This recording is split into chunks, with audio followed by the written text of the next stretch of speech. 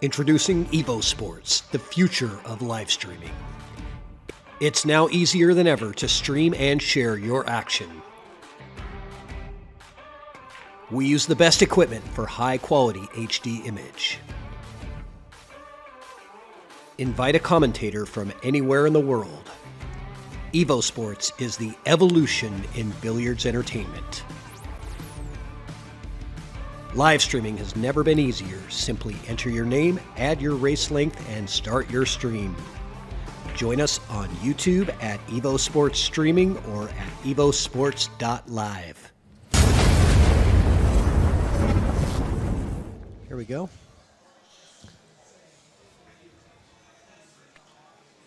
Have they already lagged? I believe so. All right. It looks like JD with the break.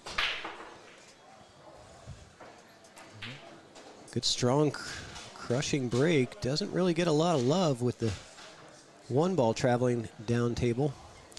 Yeah, he does. That's a really good way that one ball was going, though. It's good for him in the future of this match if he can continue to put that one ball up by the corner pocket that he's breaking from.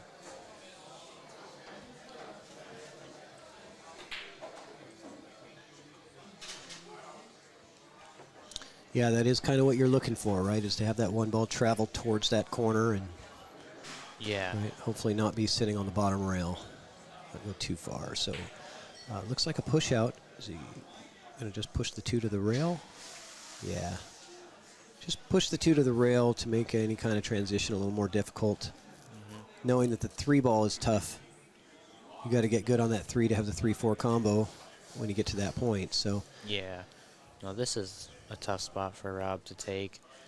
Like, he can play safe 2 rails behind the 8, but it isn't guaranteed, and you're moving the one towards a pocket. And just so you guys know, I got Tyrell Blowers in the booth with me. Yeah. So, yeah, he's not giving it back, though. Well, it looks like he's playing a kick and stick, which is even harder to control. Oh, he is playing outside. He cues a little bit to the left than what he hits. So he did bump the 3, which makes that 3-4 combo infinitely more difficult because the 4 looks like it's off the rail a bit and the 3 is on the rail. So it makes it quite a bit more difficult than how it was laying before. Yeah, definitely. Not sure if he's got this ball to make. It looks like he doesn't have it to make, but he might have an edge.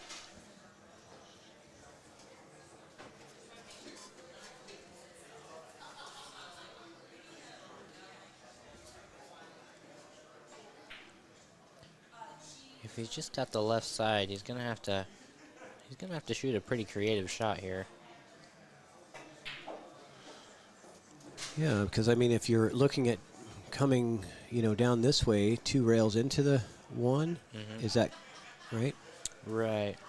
I guess my line is not quite the same as his line as we're looking at, but what do you end up with? That's the question, because the 1 doesn't play by the 8 to that corner. Yeah, Corey told me that with these kind of shots where it's not looking great, you just have to play it as good a speed as you can to maximize your odds. Yeah, maximize odds. So, like, for that one, I would have tried to hit it to have the one ball travel up to the top rail again and just try to hit it at a speed where a few different hits on the object ball turn out with it on the top rail. And that's just, it's a feel thing, and you also, just use your experience.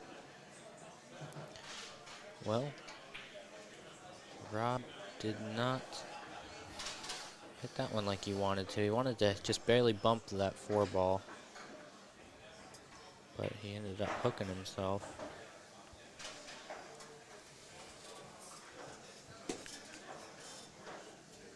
All right, so Rob Saez, 740 Fargo, I believe. Yeah, very good player, Rob. Very especially capable. on the bar table. He's a top-notch guy on the bar box. Okay. Well, this one is just to separate the balls, center diamond, long table. your cue ball is going to have a lot more power than the 3, but you're just aiming for the 3 to go onto the top. Yep. A little light. He's left both balls right on that center diamond of the table, but it shouldn't be a problem for JD to hold this cue ball for the 4. I'm thinking he's taking it in the top right, would you assume, and then traveling the cue ball off 2 rails and try to hold for the 4 in that bottom left? Yeah, definitely top right. The scratch is there for a few hits, especially if he hits it full to the pocket. That scratch is there. Yeah, I don't mind him doing that. Yep. Even though a lot of times he'll sell out a shot here like he did, but. Yeah, I'm not sure if he's got the shot, but let's see. Yeah, he might actually. Yeah. It's kind of a handy little tool. Yeah. He might have that.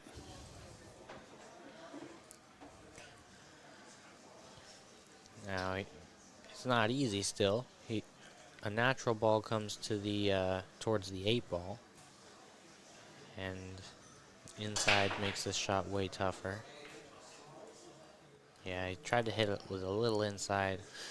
That's kind of an example of the speed that you were talking about. You can get, we say lucky rolls a lot in this game, but you can manufacture some luck by hitting at the right speed. Oh, and definitely. I think that's kind of what we were looking at there. Yeah, and there's a few shots in pool where I think that there is one speed that no matter how you hit the ball, you get safe. Like, there's a certain safety, and it comes up, like, relatively often.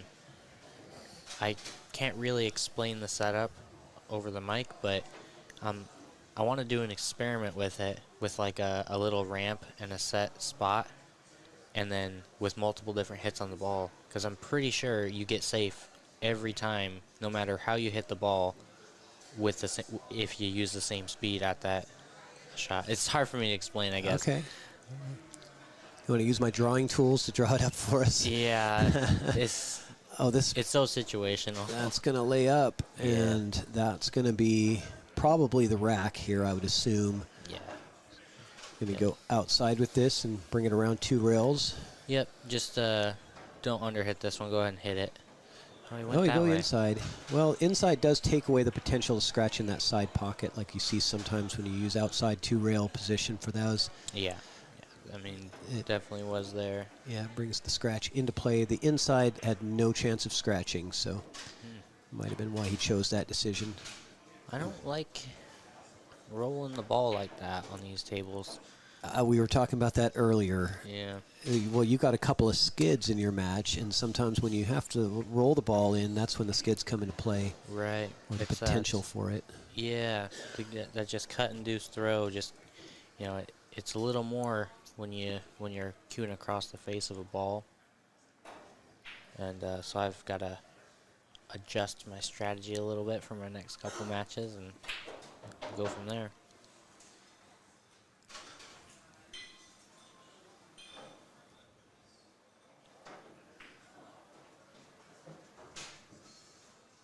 Nice out from Rob. Yeah, nicely played. Rob has a very, his stroke has a lot of personality, Like, it looks, from afar, it looks pretty textbook, but, like, once you actually start analyzing it, you notice a bunch of little, little character marks of his stroke, like how he cues to one side and then he comes through the middle, and he doesn't hit where he's aiming a lot of times, even though it's side to side, which is kind of hard to control. But it just definitely makes it work. That's the thing about pool. There's textbook ways to play, but so many great players, they have their own twist, their own styles, and they may not be, sort of your mainstream styles, but they work for that player. Oh, yeah. Well, I mean, Shane is a perfect example of that, Like, you would never teach somebody to shoot how Shane does and how he cues at the ball. but like Right, he you puts watch so him. much work into it, and he's done it for so long it doesn't matter at all. Right. It's very effective for him. Mm-hmm. So a good break, but let's see what we were looking at for the one ball here Yeah, boy, this is tough here. for Rob. Now, I'm not sure exactly what he's got, but there's a chance that he can just hit and spin behind the 3 here. Oh, I see. Cut the 1 towards the 5-ish. He might not cut it all the way to the 5, but and just kind of hit it soft with some spin, and that spin will grip her and go right behind the 3. I see what you're saying. So come off the one ball, try to zip it here with some spin and get it to come back this way, sending the one ball down towards the 5. Yep. That's kind of your shot there? Yes, that's what I think. As far as looking from the booth. Yeah, it's hard to tell if you have room to avoid the 3 ball on that, right? It's right. sort of like, yeah. Like from this angle, it looks tough, but I think it's doable. The other option is just straight draw, right? And just straight draw the cue ball back this way, if you can. Yeah. But then... it's just... either way is really tough, is all. You think he was trying to do your shot? It just didn't quite... No, he got really good on that. Yeah, real fortunate there. He was shooting to probably like 3/4 of a pocket past the 5 or something. And just played it at a speed where if he does hit the 5, then... he doesn't leave it over the pocket, and he hit it. Yeah, got pretty lucky. That was very, very good, because I think the only way to get to this one is right here.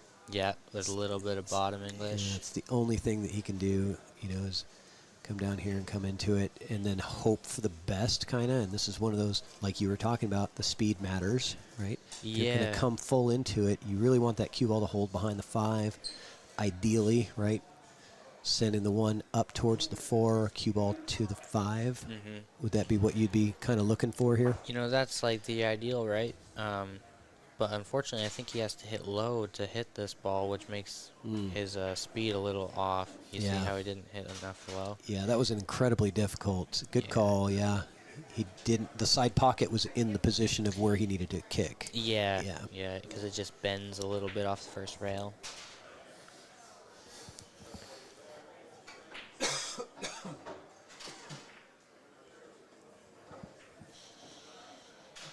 Well, Rob shouldn't have any problems here. Yep. He can go ahead and get straight on this 4. It's not a big deal to be straight on it. Yep.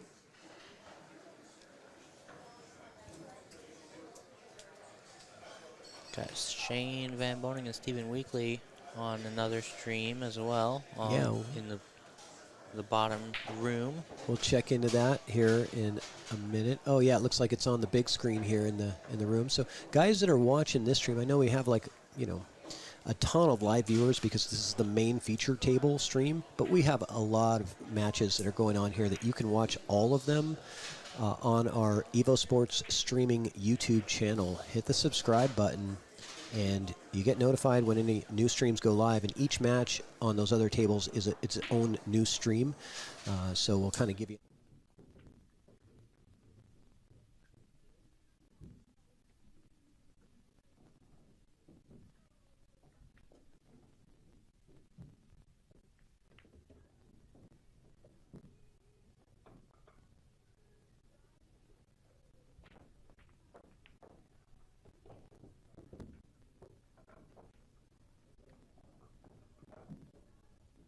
Commentated as well? Yeah, remote commentary. Okay. So that's one of the cool things about the EvoSports system is we can bring in remote commentators from anywhere in the world. Oh, awesome. To jump in and commentate live on these matches, and even use the annotation tools and draw on screen and other things like that. So yeah, that's pretty cool. You don't have commentary on a lot of side table tournaments. That's going to hurt for JD, being down 2-0, and then the scratch on the break. That's painful. Yep. Yep, that's pretty brutal there. Yeah. I didn't see if he got kicked in or if he went straight in. It did get kicked in. Yeah, that's brutal. So tough in 9-ball. I mean, that's how the match can turn on you, Yeah. And after this, with if Rob gets out here and then breaking, really difficult to come back.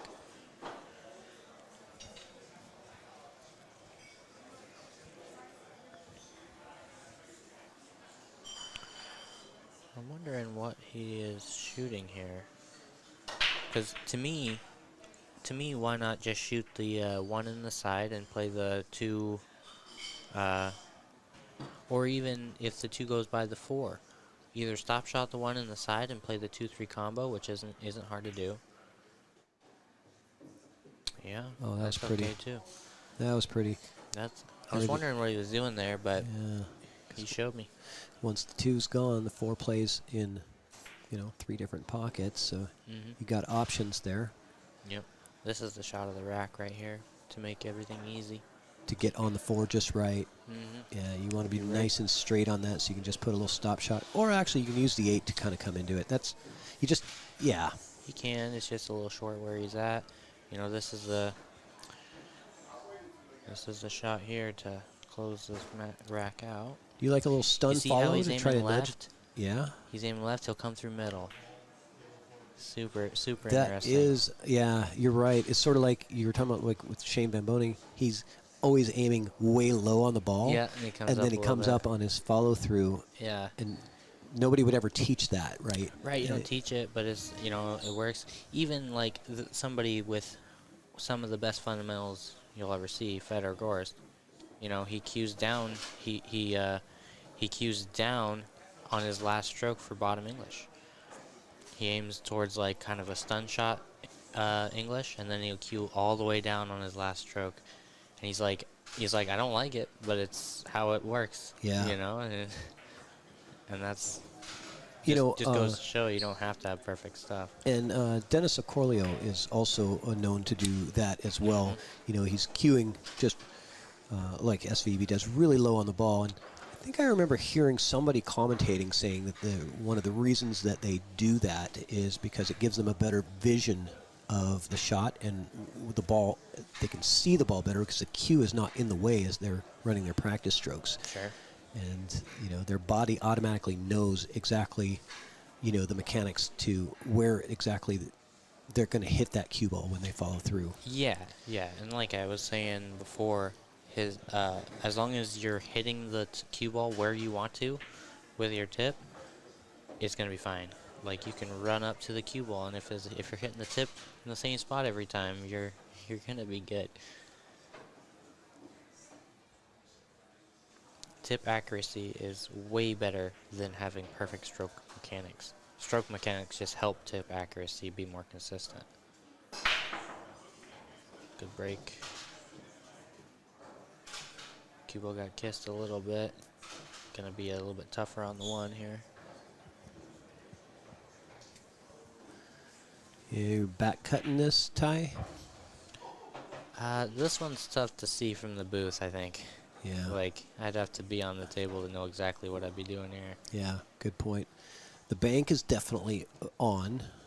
If you like the bank to the side, and it does get you position on the 3 automatic, you can just pretty much stop the cue ball in place or pretty close to not moving the cue ball much. But it looks like he's playing a safety here, isn't it? Or is he going to the side? Yeah, he's going to the side. Okay. Good shot. Yeah, that was a good shot there. Very good, yeah. All right, just don't decelerate on that one. That's one shot people tend to decelerate on. The one that he just took on the 3 ball you're talking about? Yep, the 3 ball, where you just have to stop it. You don't have to baby it too much, though. Why is it that people would decelerate on that particular shot? It's because you're not trying to draw it, right? You're not trying to draw it, and under, playing in a match, you don't want to. You subconsciously try to make the pocket play bigger a lot of times, especially on diamonds. Like on valleys, people just kind of pop that in, because it's not even a question whether it's going. Yeah. But yeah, sometimes people try to make the pocket play too big and end up decelerating. It's good that you bring that up. That's one of the things that I've been working on my game is my stroke and my follow through, and reducing that deceleration, right? Yeah. Making sure that I have that smooth, consistent follow through, and I've seen my game improve dramatically, after doing exercises to make sure that happens. So yeah, no, it's that's very good advice. That's a good thing to work on for anybody.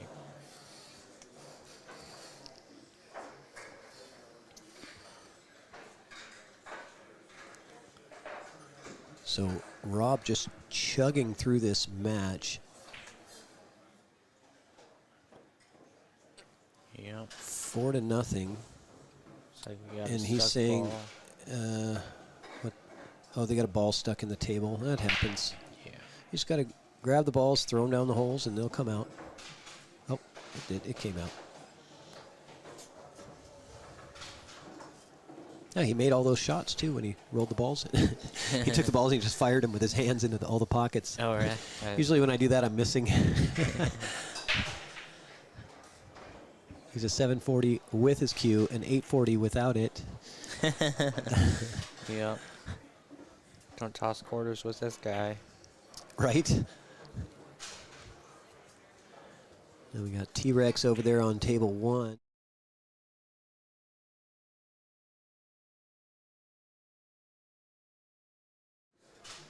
We'll find out, but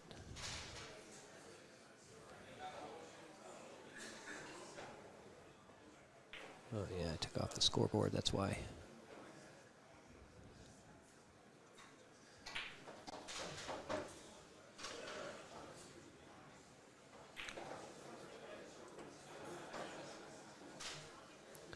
Yeah, table 1 has got good action on it.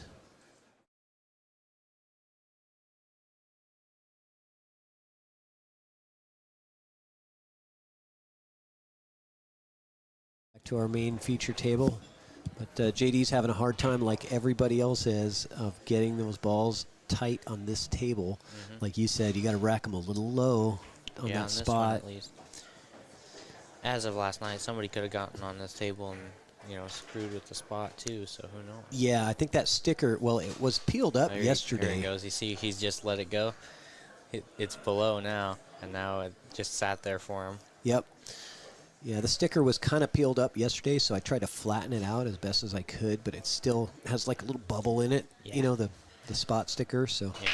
No, that's like, if this was Magic Rack, let's say, or something else, it would be a totally different tournament, Oh, absolutely. Like, it is an art to rack correctly for 9-ball on the bar table. 100%. Especially if they are racking tough. If they're racking tough, the best racker is going to win a lot. 100% agree. That's why Corey's so good. Corey racks him real good. And that's also why we saw Shane on the feature table just before this match started for about a half an hour, just racking and breaking, racking and breaking, racking and breaking. Yeah, no, I mean, because he knows that that's what's going to win or lose matches. Yep. Especially when it gets down to tomorrow and the later matches. No, if the pool hall would have opened up earlier yesterday, I would have been in here all day working on my break. But since it only opened up an hour before the, Calcutta, I didn't have much time. No, the room was open at 1 to the public. Oh, really? Yeah. Oh, okay. Well, but I don't know Matt if they should have gotten back to me because I asked him and he didn't get back to me. So I just went off of what they they posted. Tough break for JD right there. He's really struggling in this match, and it just keeps getting worse. So hooked himself on the very first shot of this rack. Yeah, brutal. And yeah, I mean, he's scratch on break, and Rob runs out, and Rob breaks and runs, and then it's like, and then your first shot, you get a successful break, and your first shot at the 1, you end up here. Yeah. It compounds. It's like compound interest, but compound pain. Yeah, for real. He's handling it really good, though. Like, I haven't seen a... Oh, man. Hits look it and jumps out. it. I heard it hit our wall over here. Yeah. Glad it didn't.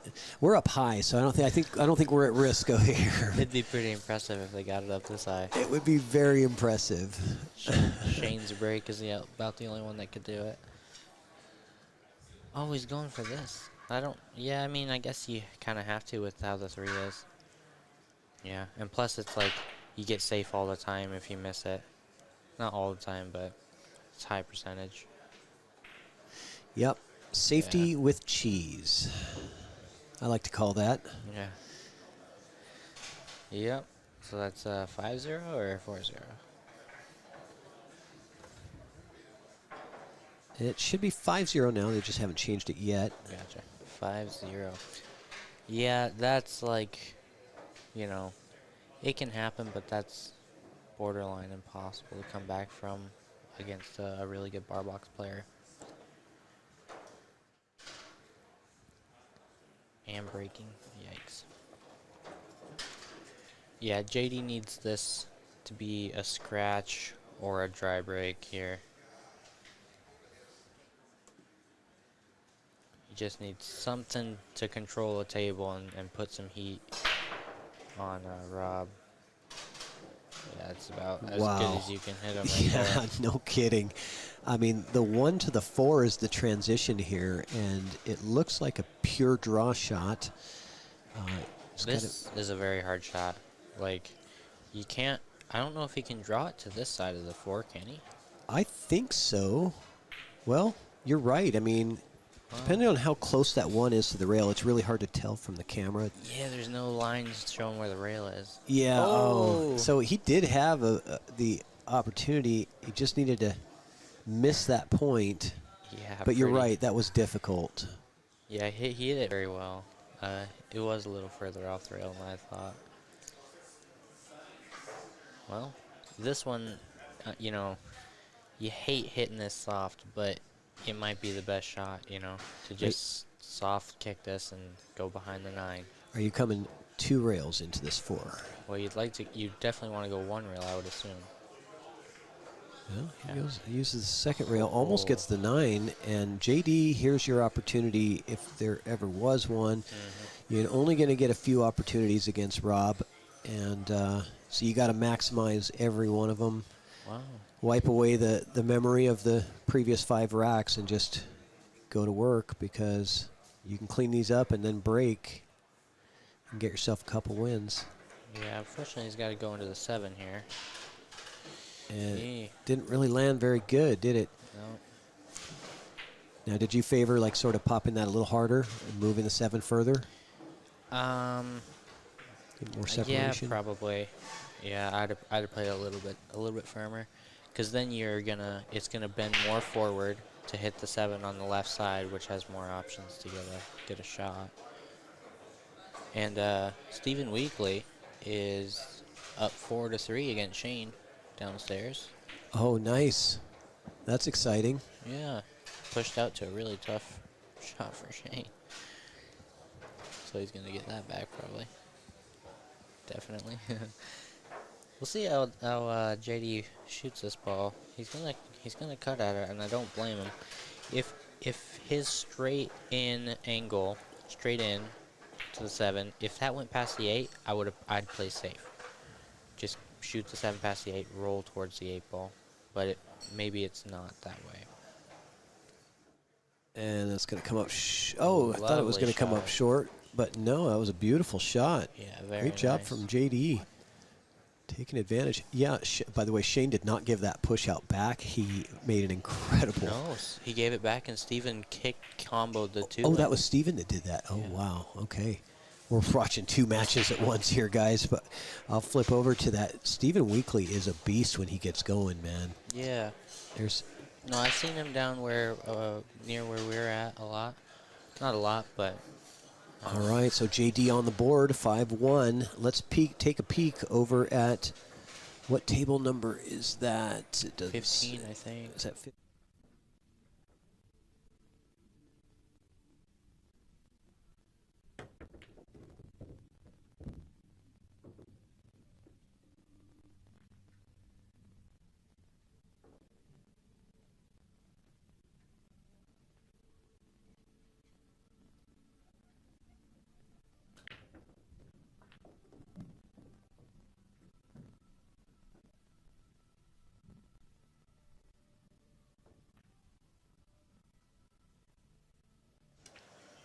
Sorry about that. Get you back. I just didn't want to miss any of the action.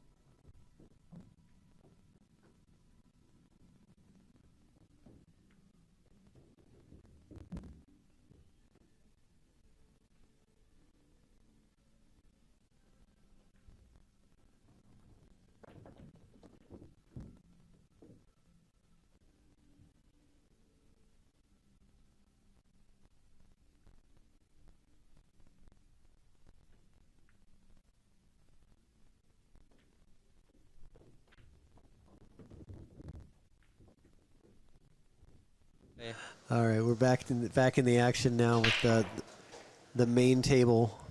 We'll let you guys know if Shane gets out. We're watching it also on the big screen, and it's on all the TVs actually. Oh, he's out. Stephen Weekly is a hometown JD favorite. broke dry. That's big, you know, because if he breaks and runs there, it's only one break of serve to be tied up, you know. Well, he can draw this behind the 8, or if the angle's right, play behind the 5. Yeah, that's what I was looking at, but I don't know if he's got the angle to play behind. Yeah, I don't think he does. So he's gonna shoot this in the side. Yep. It's what it's looking like. And just move that cue ball down into, sort of this area down here, you like? That's what he was looking at. Very tough shot. Yeah, that's a good shot right there. In your circle. Perfect. Oh, see, I love it when they hit my circle because that makes me feel good about me. Yeah, you know what you're doing over here. I can draw better than I can shoot, I'll tell you that. All right. Inside to kind of, oh, yeah, inside to come through that window. Beautifully done. And Shane Van Boning and Stephen Weekly are tied 4-4, in case you guys were wondering.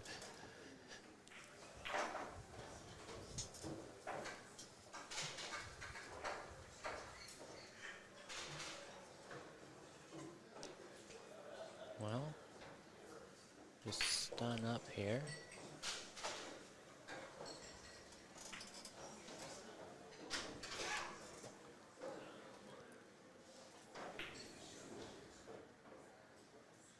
Stun up towards the first diamond by the side, just like that, hit it perfect.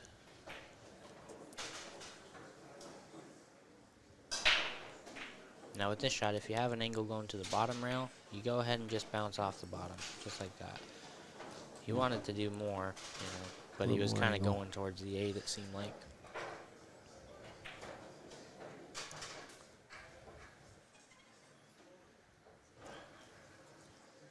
You see any pitfalls to avoid here with probably not much to that could go wrong.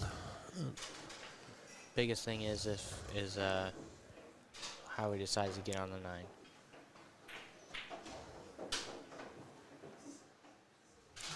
Yeah, from here he's gonna draw just below the side pocket on the left. But he's old school. He might go 3 rails. Nope. Just like that. Beautifully done.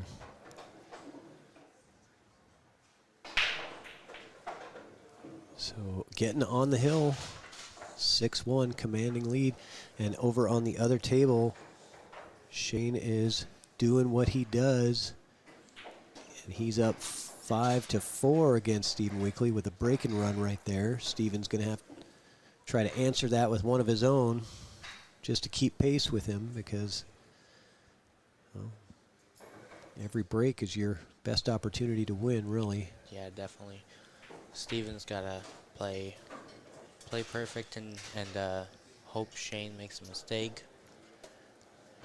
And meanwhile, JD over here, even if he does play perfect, still has a low percent chance of winning the match, even if he plays absolutely perfect from here on out because the hole is so deep now. Like, you never want to say he has to play absolutely perfect to win this set, but, I mean, like, he's got to play near perfect unless Rob breaks his arm or something. And even if he does play perfect, he may not.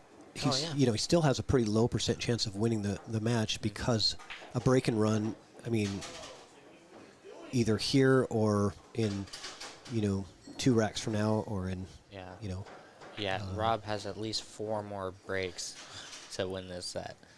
So. Or 2 more max, I guess, after this. Yeah, it would be 2 more breaks max. Yeah, alternate breaks, so. Ooh, chance. All right. Oh, left him nice and jacked up. Got to make a shot to start out.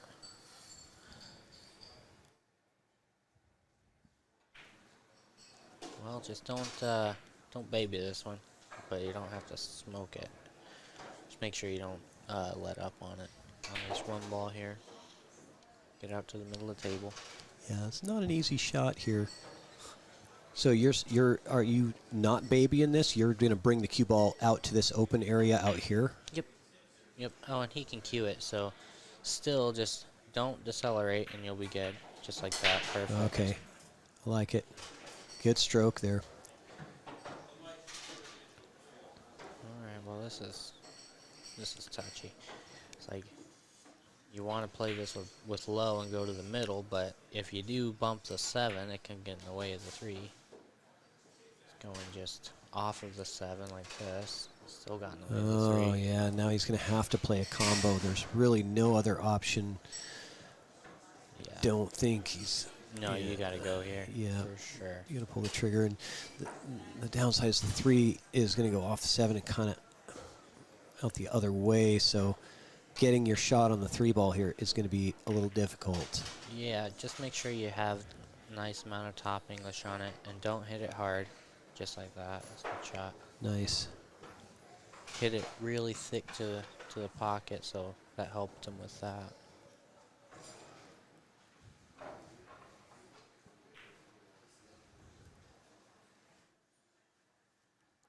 Okay.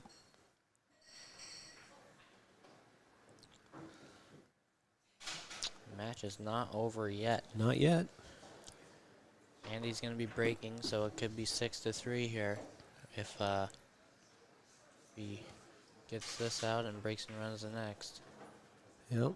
Like, really, JD hasn't done a ton wrong in this set, but he has missed 1 or 2 balls, and also Rob has gotten a few lucky rolls off of his misses.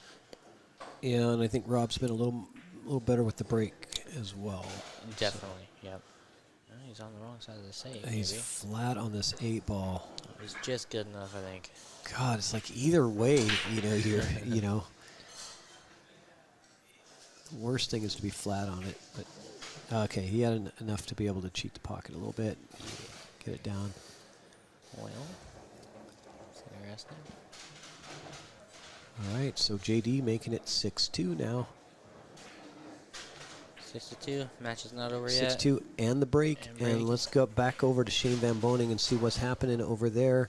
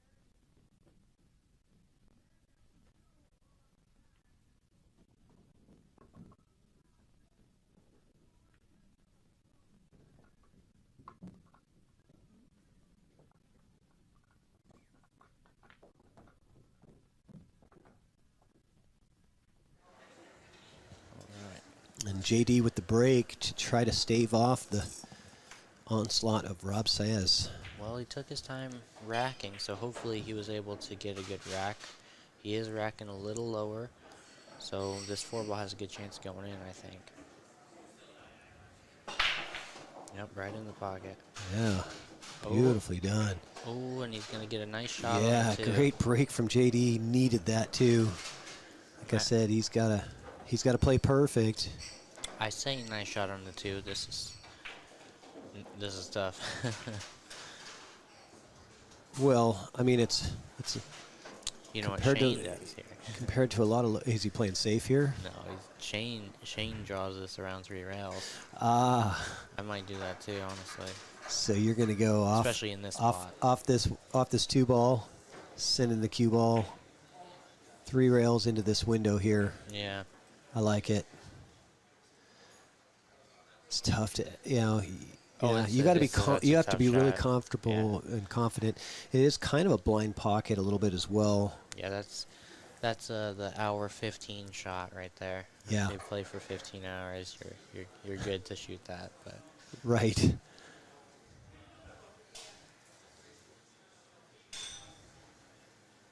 The hour 15 shot, I like it.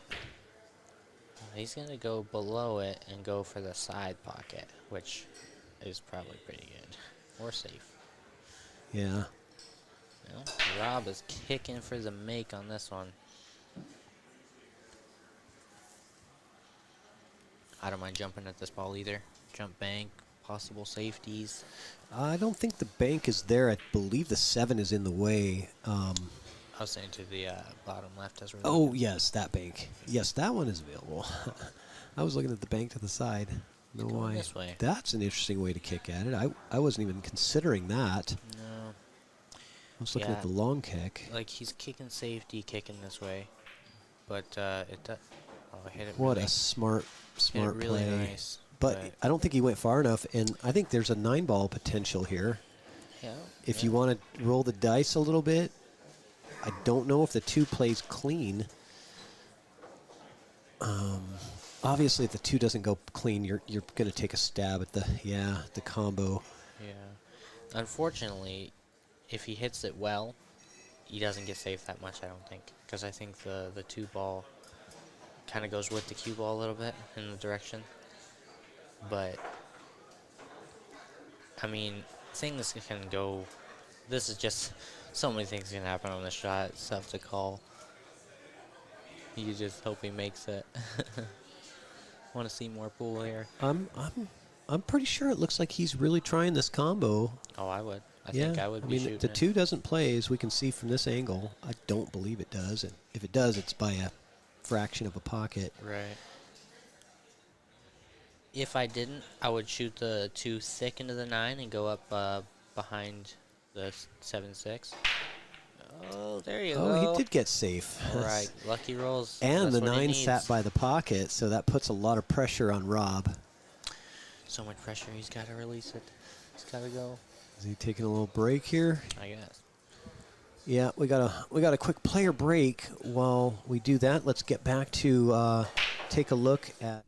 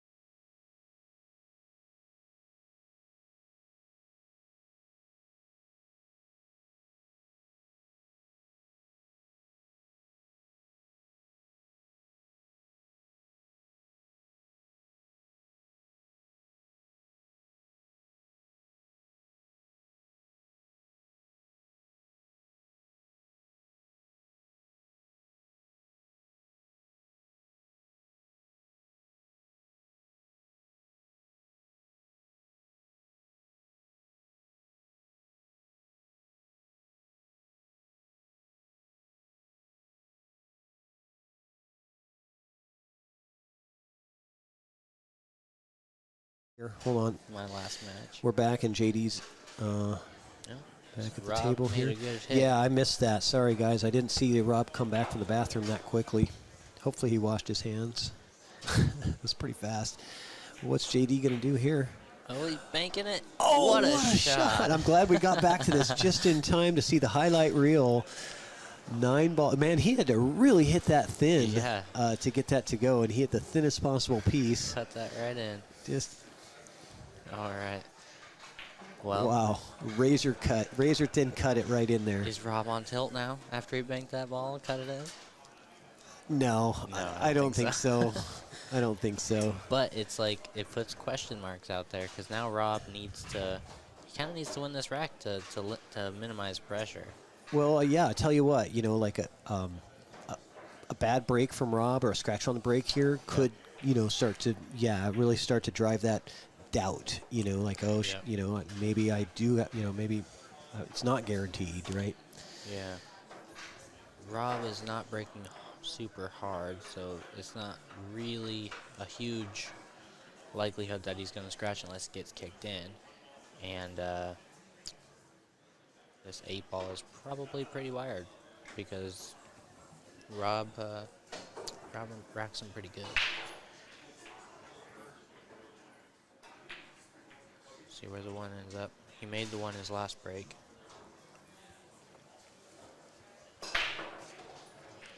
Yeah, man, he does. Got kicked around. And and look at this. And jeez. That might be the match right there. Yeah. Like I said, if JD plays perfect, he still has a low percentage chance to win the match. And he really pretty much has played almost perfect since that moment. Your once your hole gets too deep against a good player, your odds of winning the match in alternate break are just so dismal.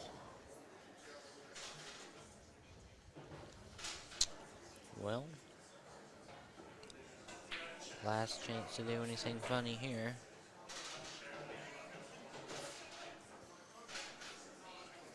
I think that's about right where he wanted it. Yeah. It's really a perfect angle where he doesn't have to do hardly anything with the cue ball. Pretty much natural. Not sure if he's going to hit the 9 or not. He did hit the 9. Okay. Played it well.